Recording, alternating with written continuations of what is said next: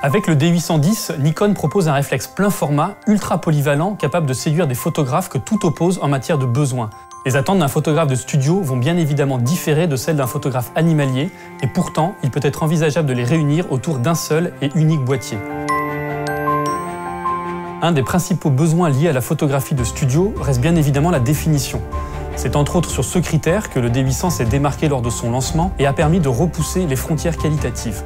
Je suis utilisateur du D800 dès sa sortie, donc ce boîtier est venu en remplacement de boîtiers moyen format avec lesquels on avait l'habitude de travailler. Le D800 a vraiment changé la donne et changé la façon de voir le métier de photographe en studio. C'est un boîtier qui pouvait allier une très haute résolution avec également une très haute sensibilité par rapport à des boîtiers moyen format. Même si le D810 capitalise sur cette définition de 36 millions de pixels, il ne s'y arrête pas. Le capteur a bénéficié d'un nouveau développement lui garantissant un niveau de piqué supérieur et jusque-là inégalé. Cette prouesse n'est pas liée uniquement à ce nouveau capteur, mais bien à son association avec le nouveau processeur de traitement d'image XPIC4, équipant déjà le D4S. J'ai donc eu la chance de découvrir le D810 en avant-première et je dirais que la première chose qui m'a sauté aux yeux, c'est le moins qu'on puisse dire, c'est le piqué exceptionnel de l'image. Voir des détails sur la peau d'une groseille, sur un petit défaut sur une cerise, autant de détails qu'on n'avait pas l'habitude de voir à l'œil nu jusqu'à présent, m'a vraiment donné la sensation d'une image arrachée, d'une image ultra piquée, d'autant que le boîtier couplé avec une optique PC Tilt Shift donne vraiment un rendu excellent.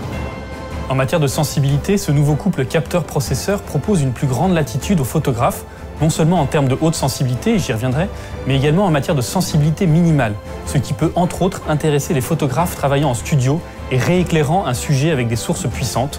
Le D810 est à présent capable de travailler en standard à 64 ISO, voire 32 ISO en mode étendu.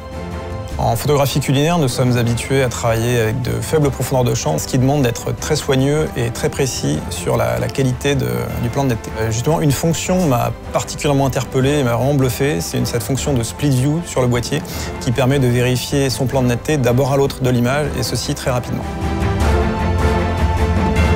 Pour ce qui est de la photo dite événementielle, le D810 n'est pas en reste et dépasse largement ses prédécesseurs sur la gestion des hautes sensibilités. Le défi pour un réflexe annonçant une définition de 36 millions de pixels est bien évidemment sa capacité à gérer le bruit numérique de manière optimale.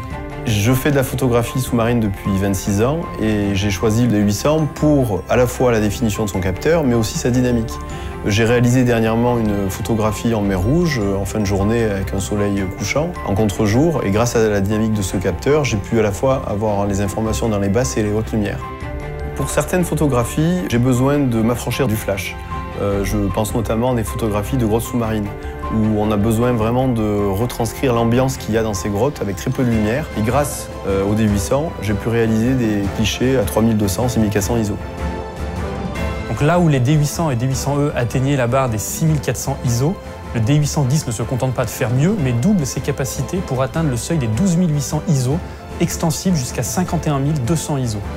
Faire cohabiter de très haute définition avec très haute sensibilité est un véritable défi qu'ont réussi à relever nos ingénieurs japonais. Ils ont également répondu à une demande des photographes événementiels, travaillant notamment sur des concerts et donc soumis à de fortes intensités lumineuses variant brusquement, en incorporant dans le boîtier un nouveau mode de mesure de la lumière, la mesure pondérée haute lumière. Il va énormément simplifier la vie de bon nombre de photographes en leur proposant en quelque sorte une mesure spot auto, capable de détecter instantanément les plus hautes lumières de la scène et caler l'exposition en fonction de cette mesure. Autre source de gain de temps pour le photographe, le D810 bénéficie d'une refonte de ses Picture Controls. Il sera désormais possible d'y ajuster la clarté, effet qui accentue les contrastes intermédiaires. Le D810 offre la particularité de convenir à la plupart des photographes, et notamment les spécialistes animaliers et paysagistes. Le principal atout d'un tel boîtier pour ces photographes est bien évidemment sa capacité à jongler entre les formats FX et DX. Ce qui m'intéresse beaucoup sur ce boîtier, c'est en fait la possibilité de programmer des raccourcis. C'est très important lorsqu'on fait de la photographie sous-marine, tout simplement parce que quand vous avez un boîtier dans un caisson, c'est le caisson en fait qu'on manipule et pas le boîtier.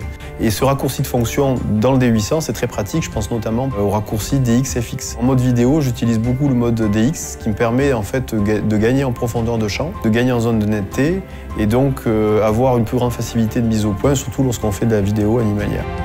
Autre point crucial sur lequel ces photographes nous attendent, la cadence de prise de vue. Le D810 se montre là encore à la hauteur puisqu'il s'améliore par rapport à ses prédécesseurs en proposant une cadence de prise de vue capable d'atteindre les 7 vues par seconde en format DX soit le niveau du D7100, et jusqu'à 5 vues par seconde en format FX. Le module AF du D810 a été optimisé pour gagner en précision. Parallèlement, il bénéficie du nouveau AF groupé ayant déjà fait ses preuves parmi les photographes de sport, utilisant déjà le D4S.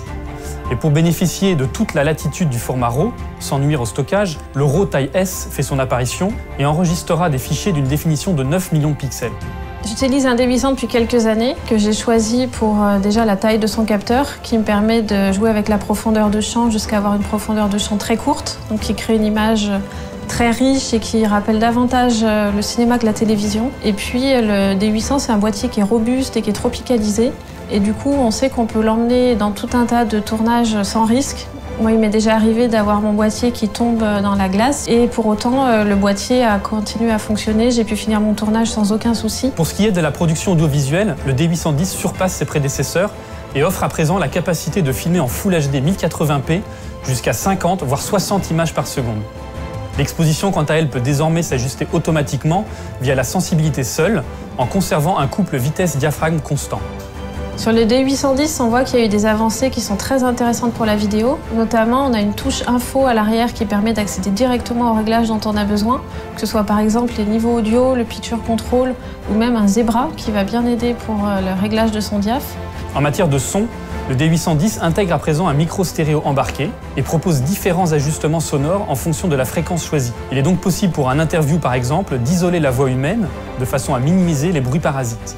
Comme sur la partie prise de vue, le recadrage DX est accessible en mode vidéo et peut s'opérer en live. Une autre innovation qui me semble intéressante sur le D810, c'est la possibilité d'enregistrer 2 flux simultanés pour avoir un premier flux H264 sur carte que je peux partager directement avec mon client et un autre 4.2.2 non compressé sur enregistreur externe qui m'offre une latitude plus large en phase d'étalonnage.